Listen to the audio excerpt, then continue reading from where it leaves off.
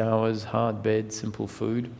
After years of giving up all of that, one day he realizes, walking in the forest, the sun shining through the trees, and he stops and still rests in being and feels this pristine sense of I am, and realizes with none of these things, no sex, no hair, no soft bed, I am, I exist.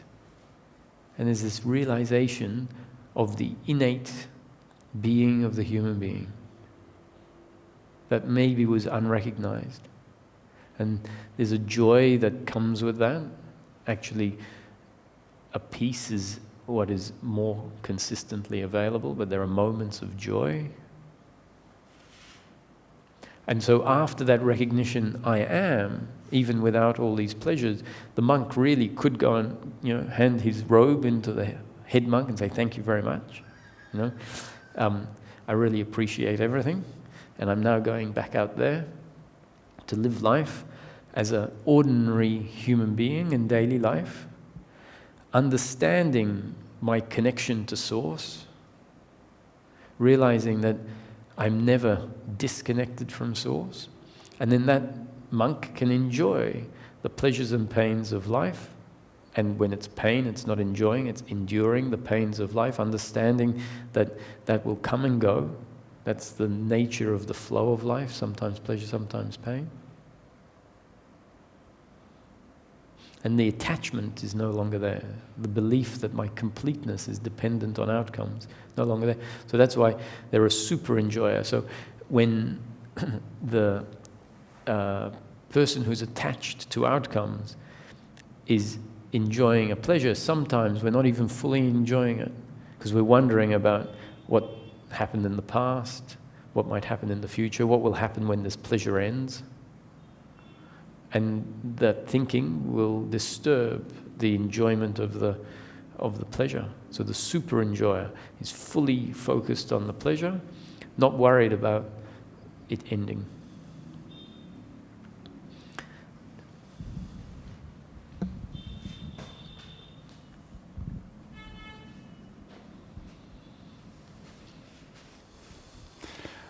So what you explained all the time and the manifestation of consciousness in this, I just like to ask from what perspective you explain this. Because Ramesh, your guru, explained it, or you notice it yourself, or you just speak from your experience right now? Mm-hmm. From where does it come from? Yeah, it's a great question. Actually, I don't talk about this very often, but I'll give a full explanation because this gets recorded and people watch it, and it's actually a great question. So let's go back to, what I'm sharing now is not really the teaching that Ramesh put forward as I was exposed to it. I knew Ramesh from 2005 up to 2009 when he died. And the teaching that Ramesh put forward is more of the teaching I generally put forward, which is just focusing on practical happiness in daily living and speaking about the non-doership and the fact that our happiness isn't to be found in outcomes. Before I met Ramesh, I was exposed to non-dual teachings from a top-down perspective. The teachings of Wei Wu Wei, Lao Tzu, Jesus, Buddha, A Course in Miracles, and then Nisargadatta and Ramana's teachings. And so when I met Ramesh, I had my own direct experience of what was being pointed at as our true nature as consciousness and awareness, as more or less the absolute, that in which everything arises. And I guess I went to Ramesh with certain awakenings and realizations that were quite stable. Yet there were misunderstandings in place. misunderstandings on the level of actually seeing what really is on a paradoxical level. So I guess I was seeing it more from a big picture point of view, and the earlier teachings had taken away a focus on the specifics of what's actually happening on a practical level. It was pointing to the fundamental nature of experience in order for an awakening to the fundamental nature of experience to happen. And Ramesh essentially said, hey, come back down. You have to live life as the human being. And so I actually went to Ramesh because of the teachings of Nisargadatta, which had a profound impact on me. And knowing Ramesh was the translator for Nisargadatta, I thought I'll effectively go and pay my respects to Nisargadatta. And so when I listened to Ramesh and I heard what he was saying, I thought, this is not at all what Nisargadatta was saying. And I was a little thrown off because it didn't sound like, it sounded like kindergarten spirituality in a way, because the esoteric, a bit of what we're talking about today was what I was more familiar with. And actually I thought that was much more profound.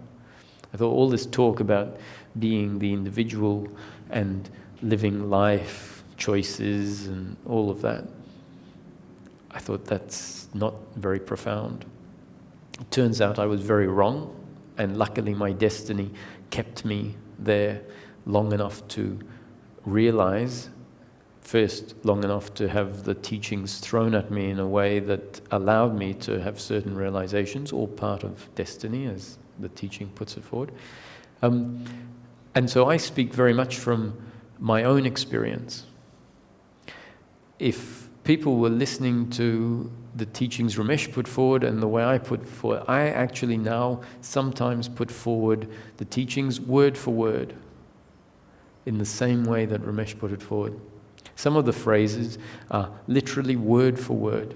80% of the satsang sometimes is word for word what Ramesh used to say. And so this is why it's a good question, because someone might say, you're just parroting what Ramesh used to say. And the word parroting, when it's used within a spiritual teaching concept, can have two meanings. One is where someone parrots the words without having their own understanding, their own seeing of what the words are describing.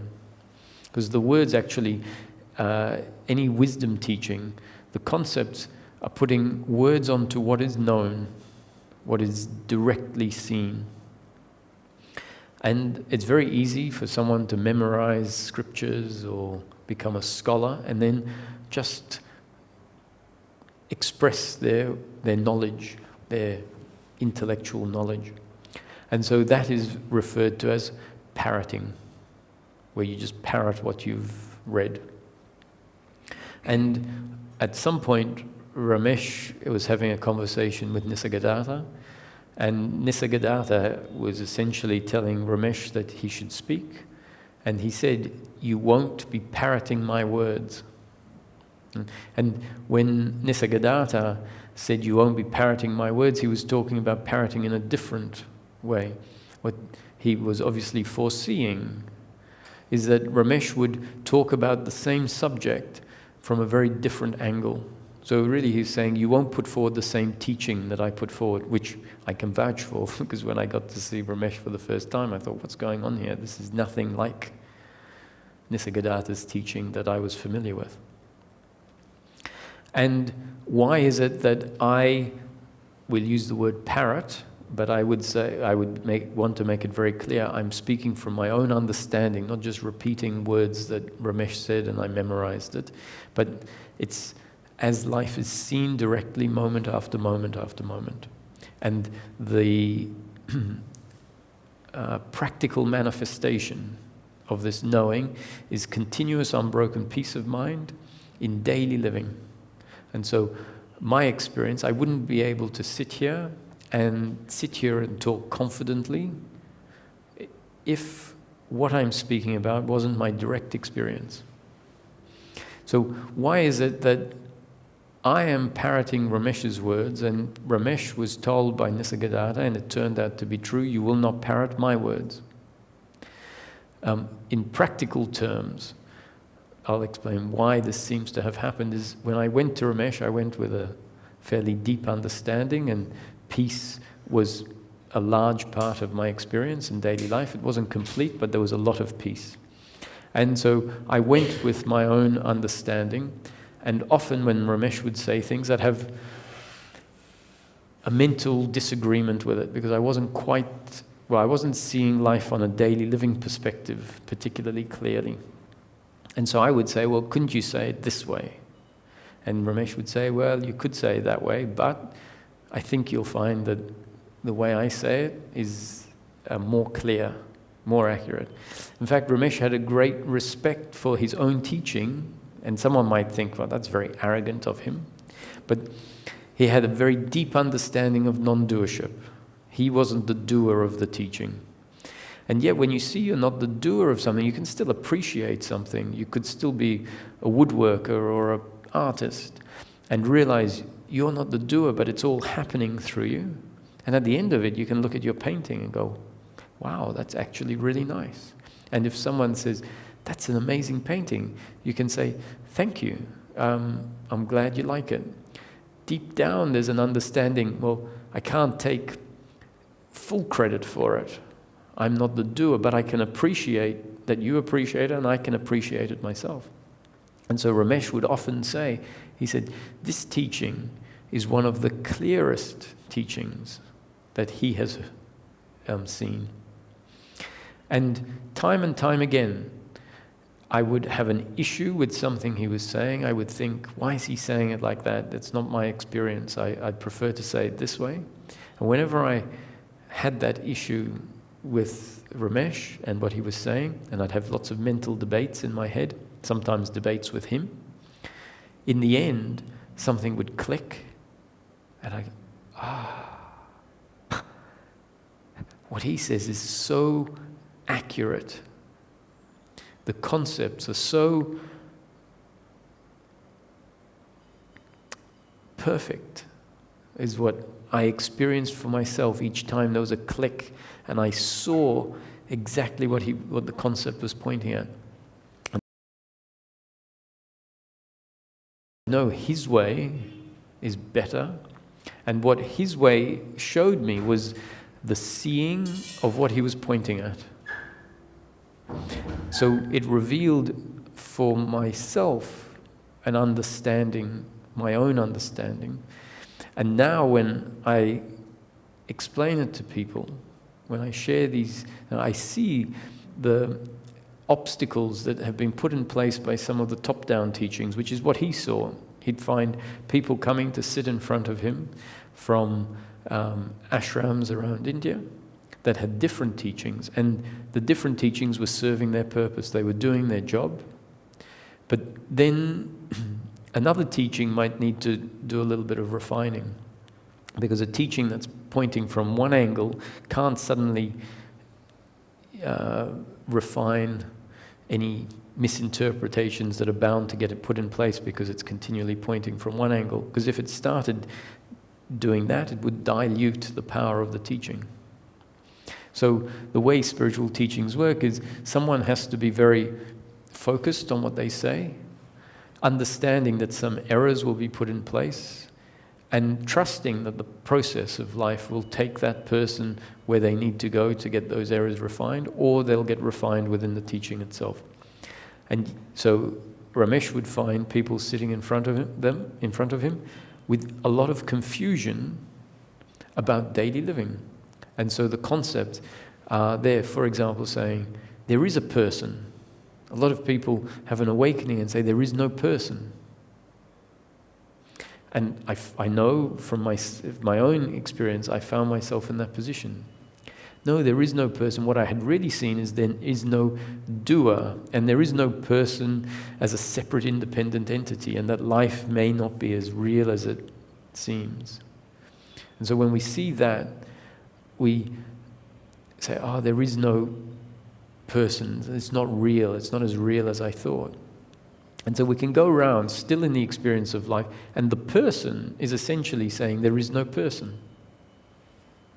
When we look, we might see we might have recognized that it's an experience. Life is always an experience. But in the experience, the person remains. And that's where actually, I can admit there's a person. It doesn't mean I have to now go back to the fact that if I say there's a person, I'm saying there's a person in the old way that there's a person. And the thing I saw was the teaching that got me to see, whatever it got me to see, used the terminology, there is no person, see that there is no person. And so that was useful, but then I looked, I'm saying there's no person, but actually in the experience, there is a person. And my attention wasn't landing on that. It was focused on the more impersonal perspective. But when attention was pointed back, see that there is still the experience of a person sitting on a chair, talking. And I had to admit that. And it was like, wow, I was going around, I was a bit deluded for a while, saying there was no person. And so then, I valued that teaching. I had a great respect for it, for the errors that it undid, that many teachings, there aren't many teachings doing that. It seems like a lot of teachings need to be focusing on the awakening aspect. And so with great pleasure and gratitude, I am pleased to keep the teaching going. I'm glad that it comes through this way. It often feels like I'm sitting here and Ramesh is actually coming through. So thank you for the question. I apologize if I gave a full answer to it. But I think it needs to be said. So it's my experience, both from an awakening all-inclusivity perspective, and then what I would call an integrating, where the realization that what we are is awareness and consciousness can come back and be seen to be the core of the person. Which means I get to live as Roger, always connected to source, the source of this consciousness.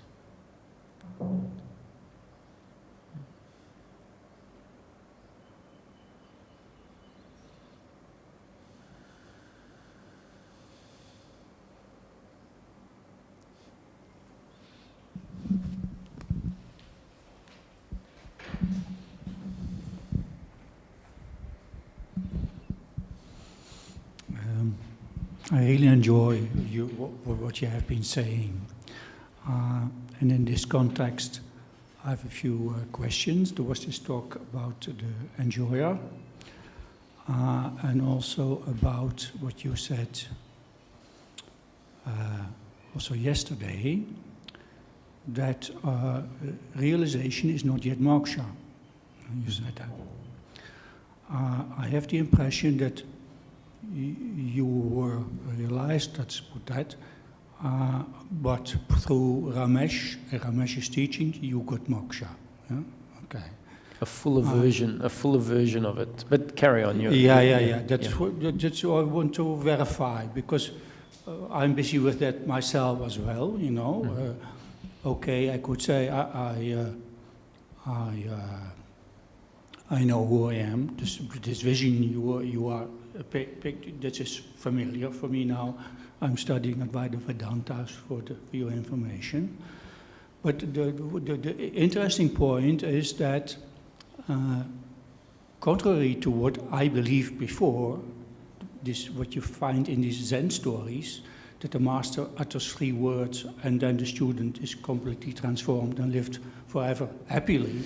That is not my experience at all,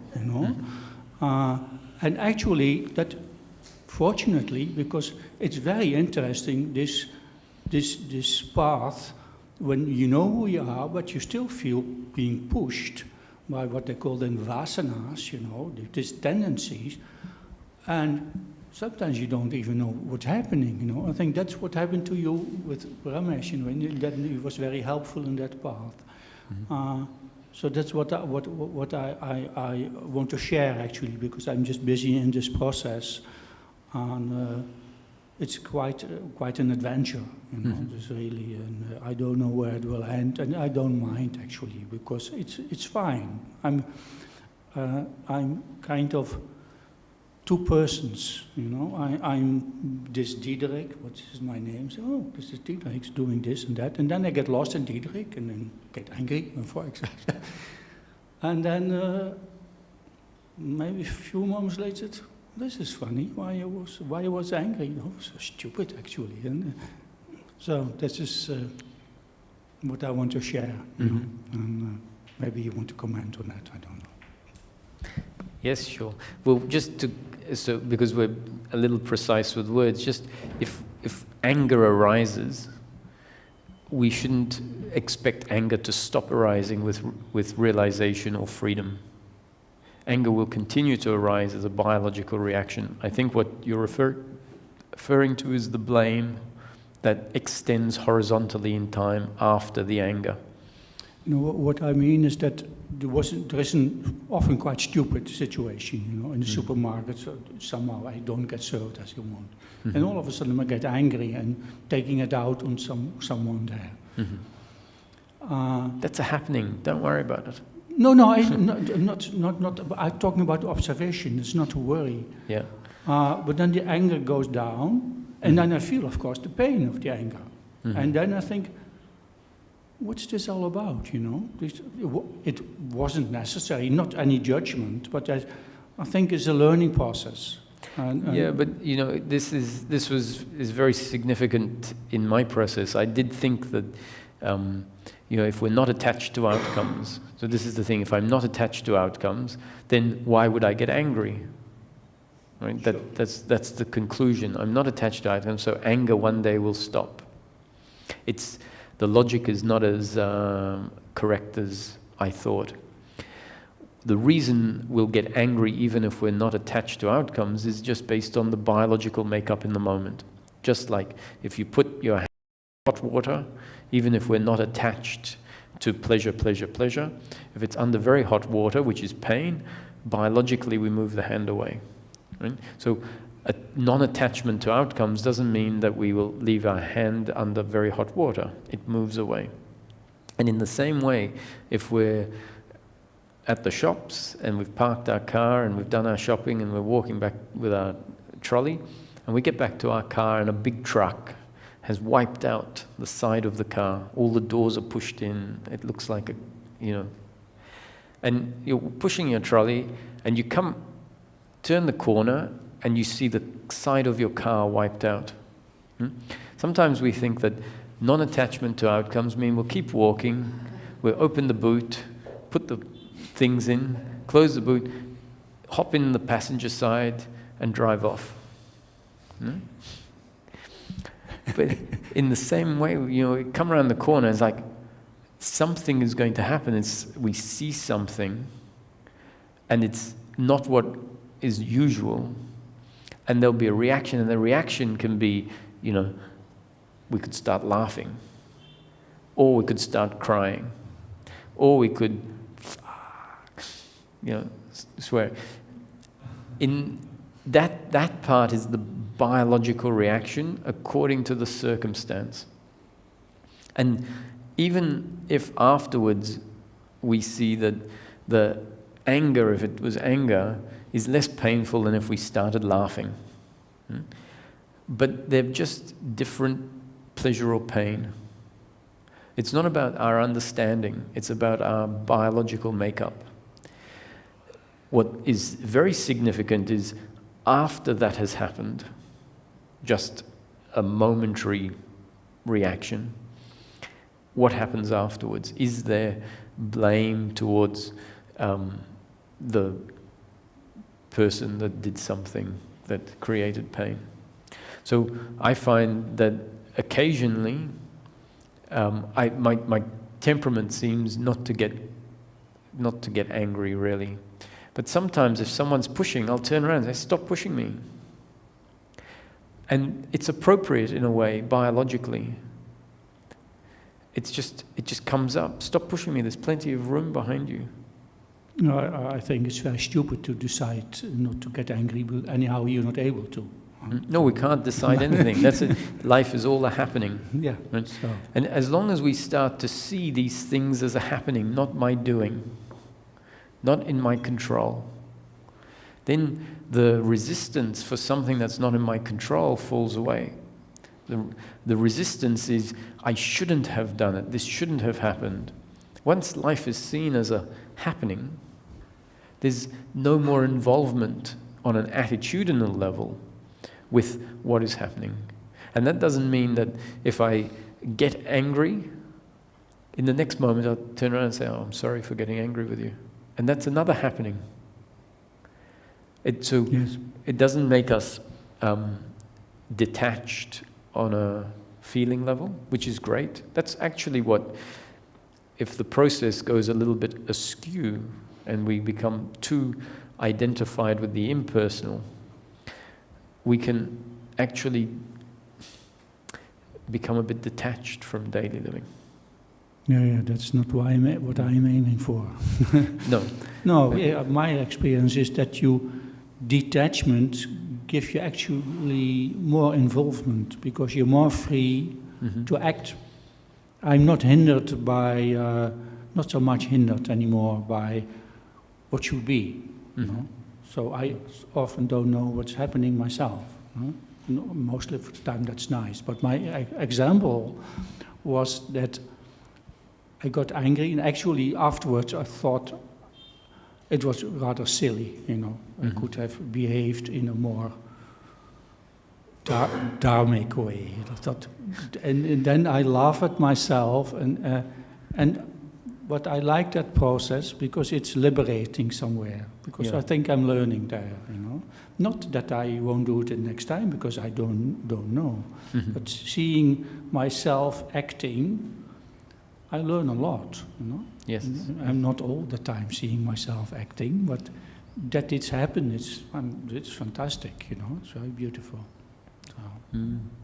So, and going back to the Zen 3 words, there's a Zen saying that Ramesh used to like, and actually, funnily enough, I had come across it before he had mentioned it and liked it.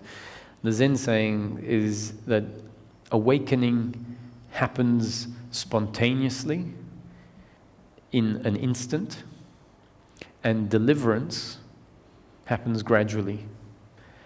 And so that's this process that you're talking about, that awakening happens in an instant, spontaneously, and deliverance happens gradually. And it's not that there are two, it's not that you either have an awakening experience that is instantaneous, or you have a deliverance experience which is gradual. It's saying that awakening is part of the process. And awakening by its nature is always a momentary recognition. It's actually outside of time. It's outside of thought. It's awareness turning in on itself. And it's always spontaneous and instantaneous.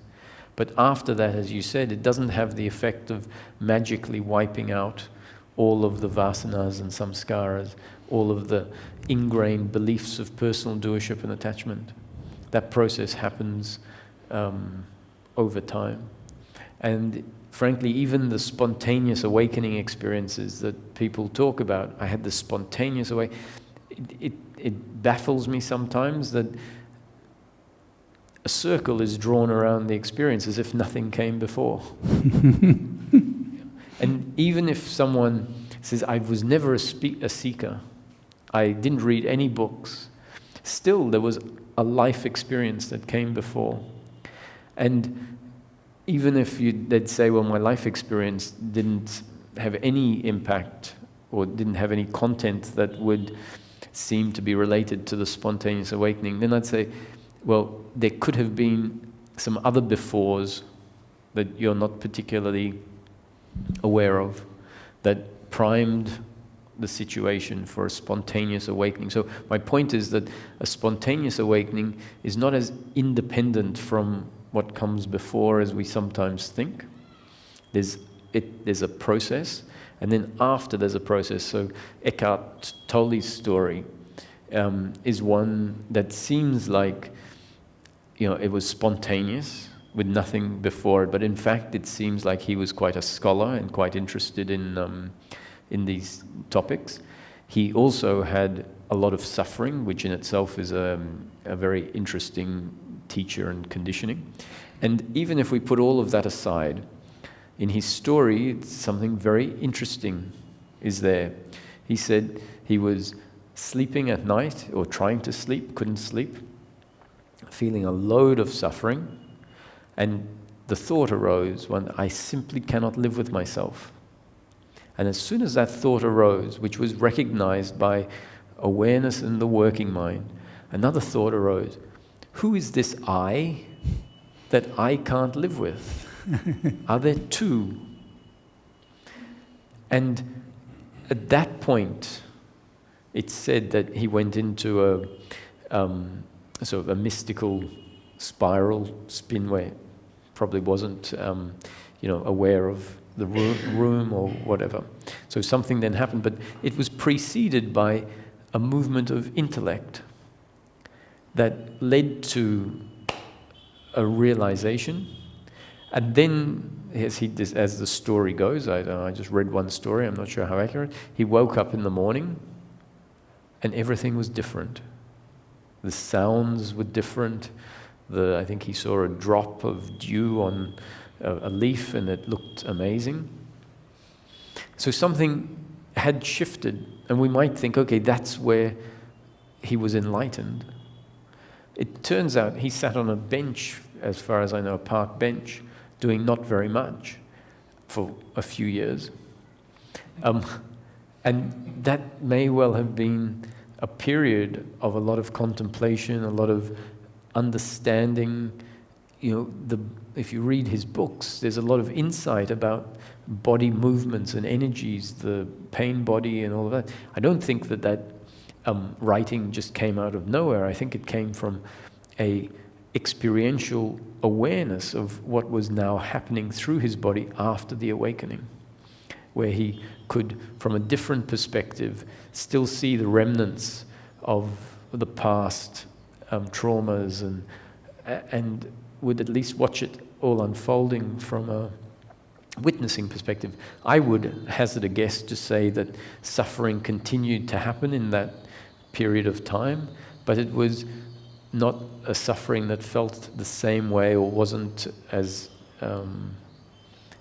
identified with as it might have been previously. So, the process happened. And at some point, you could say, deliverance has happened.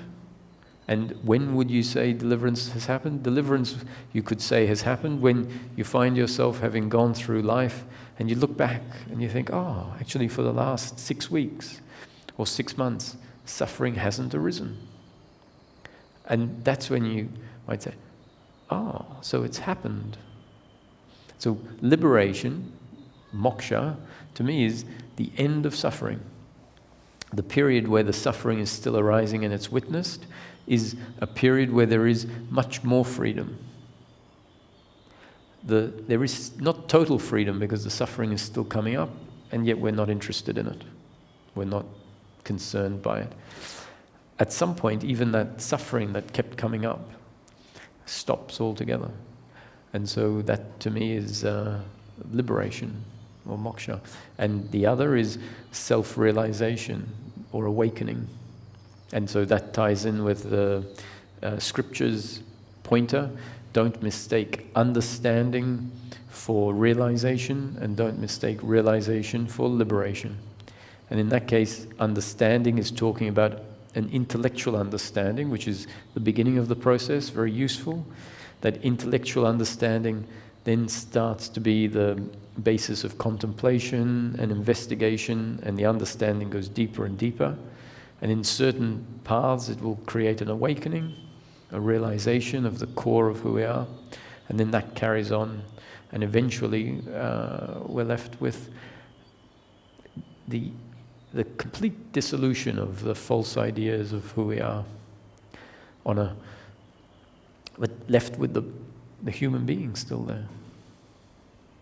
I think a lot of people have trouble admitting to the human being, because whenever we come back to the human being, the remaining beliefs, false beliefs, the remaining vasanas become present, and they go, oh no, that's and we go back to just identifying with not being anyone, and there's a level of peace there comes back in. And so the assumption is, that's, as soon as I admit I'm human and come back and really inhabit the body, life starts getting tricky again. So I have to go out there. And what happens is we end up with this flip-flopping, because life doesn't want you to stay out there. It wants you to come back, and for life to start being seen with the realization, and yet inhabiting the body so that what's left can be seen. So these pointers talking about doership and attachment to outcome, that doership is the basis of guilt, blame and pride, etc. These pointers are hopefully complementing the top-down realization, where we can come back and be human while still recognizing our connection to Source.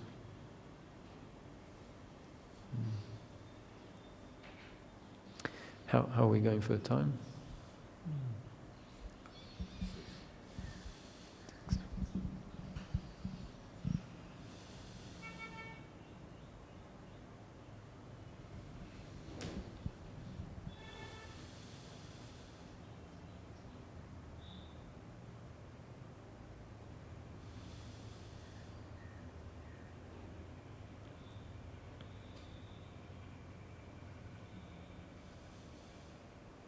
Because we've been talking about this process, and I'm sure people are familiar that I keep saying teachings are methodologies. They're not the truth.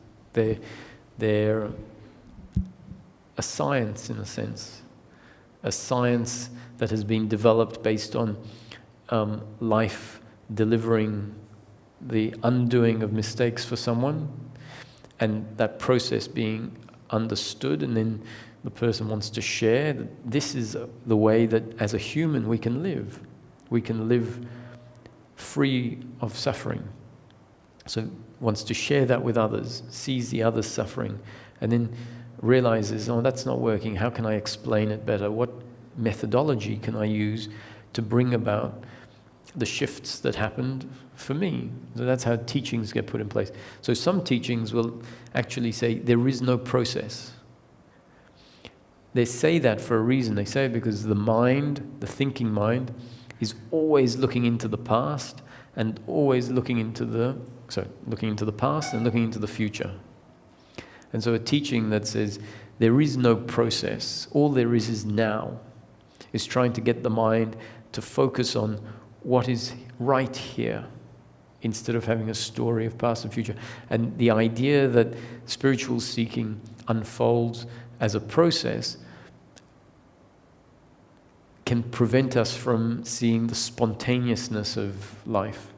Now, that's useful when the spontaneousness aspect or the recognition of our awareness and our sense of being, when that hasn't happened, it's very useful.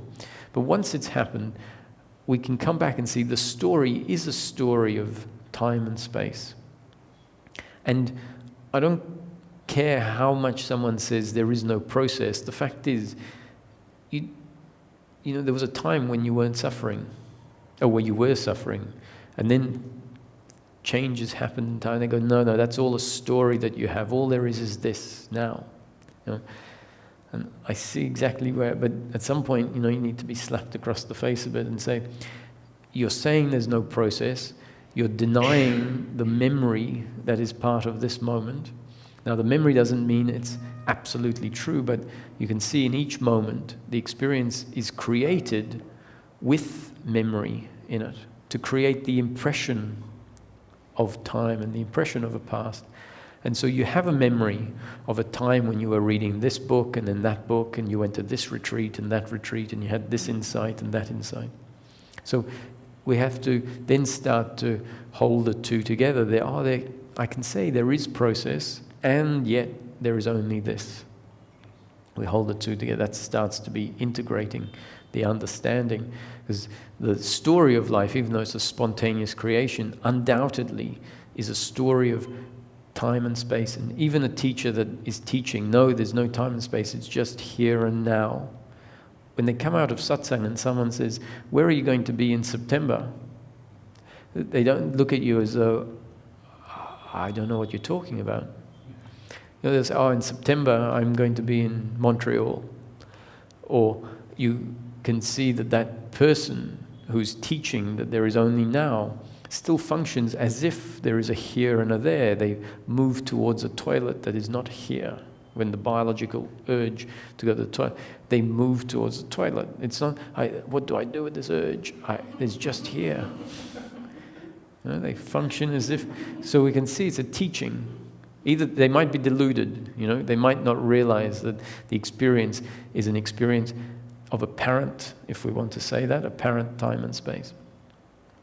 So we're talking about this process, probably out of time. I was going to talk about the ocean and the wave. We've heard this analogy used where an awakening teaching is saying, recognize your oceanness.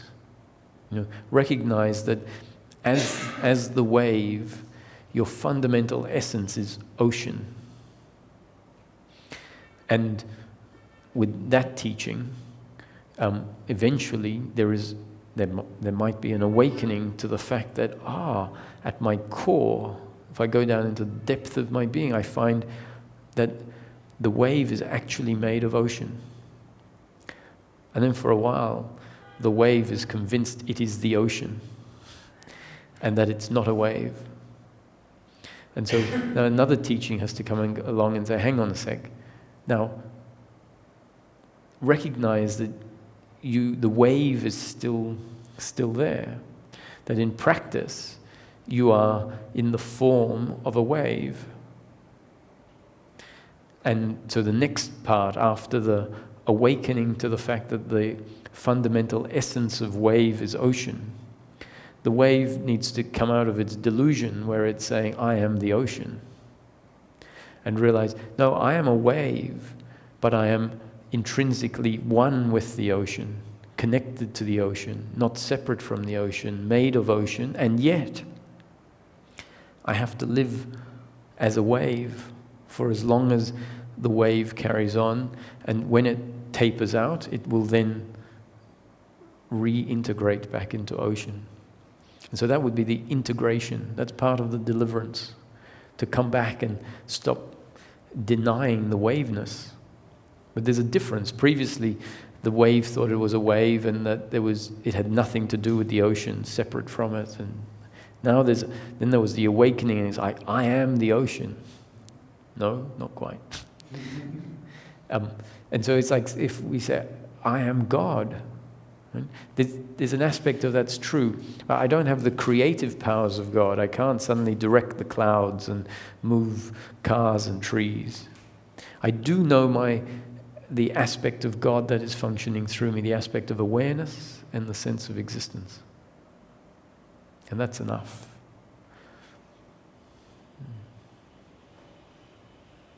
Thank you.